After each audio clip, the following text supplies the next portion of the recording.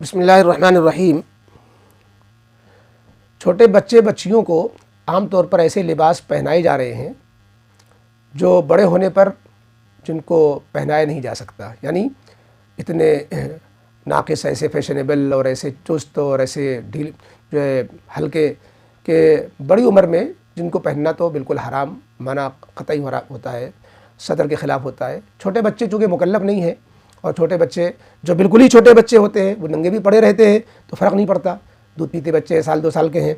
लेकिन जो बच्चे 3 साल से ऊपर के हो जाते हैं और उनका शऊर बेदार होने लगता है, वो अच्छी बुरी की तमीज़ सीखने लग जाते हैं, तो ये 3-4 साल और ऊपर के बच्चों के लिबास के इंतखाब में हमें बहुत हसास होना चाहिए।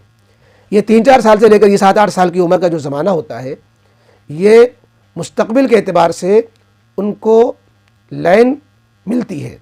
आपने खाने में, पहनाने में, लोगों से मेल जोल में जो तरीक़े, जो सलीक़े, जो पहनावे जो आपने उनको दे दिए वो पत्थर की लकीर बन जाते हैं। इसलिए वालिदैन की ज़िम्मेदारी है कि हम जो बच्चे जब थोड़ा तमीज़ सीखने लग जाएं, स्कूल जाने लग जाएं, तो इनको वो लिबास पहनाएं जो बड़े होने पर आप उन्हें पहनाना पसंद करते हैं, जो आप चाहते हैं कि बड़े होने पर ये पहने। लड़कियों को भी आप अधूरा लिबास, चुस्त लिबास, हल्का और झलकने वाला लिबास, फैशनेबल गैरों के तरीक़े वाला लिबास अगर आप चाहते हैं कि बड़ी होकर ये ना पहने तो फिर आप अभी से ना पहनाएं। बच्चियों को फिर अभी से ना पहनाएं। बच्चों में भी गैर शरई लिबास जो पहनाए जाते हैं तो इनको जो गैर शरई लिबास पहनाते हैं तो बाद में चलकर वो गैर शरई लिबास को पसंद भी करने लग जाते हैं। हम अपने बच्चियों को वो लिबास पहनाएं जो सुलह का लिबास हुआ करता है। बच्चों को कुर्ता पैजामे का आदी बनाएं, बच्चियों को सलवार जंपर का आदी बनाएं, फुल लिबास पहनाने का आदी बनाएं। अभी से उनको सत्र वाला लिबास पहनाएं।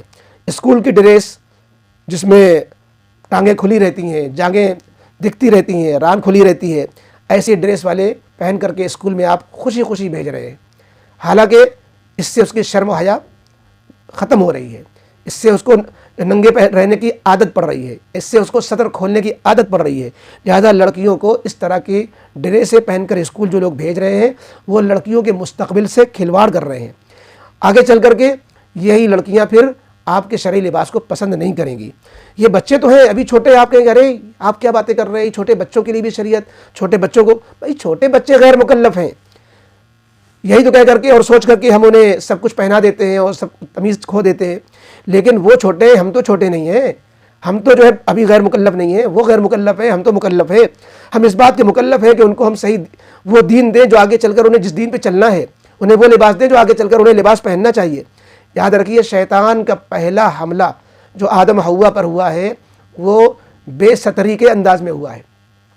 कुरान करीम में जो आयत है, फवस्वसा लहुमा शैतानु लियुबदिया लहुमा मा वूरिया अन्हुमा मिन सवातिहिमा, कि शैतान ने उन पर वो वार किया, हमला किया कि उनसे उनकी सतर वाले हिस्से को खुलवा दिया, उनको बेसतर कर दिया।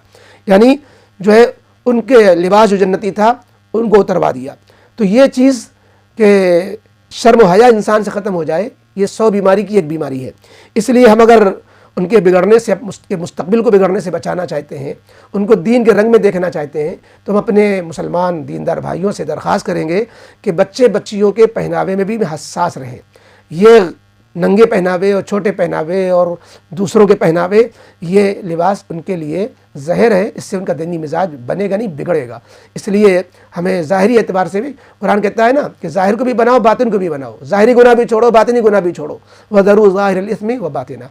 इसलिए हमें बच्चे बच्चियों के लिबास के सिलसिले में हम पाबंद हैं। हम जो वो पहनाएंगे उसका सवाब हमें मिलेगा, गलत पहनाएंगे उसके गुनहगार हम होंगे। बच्चे बच्चियाँ तो जब तक वो बालिग नहीं होते वो गुनहगार नहीं होंगे, हम गुनहगार हो जाएंगे।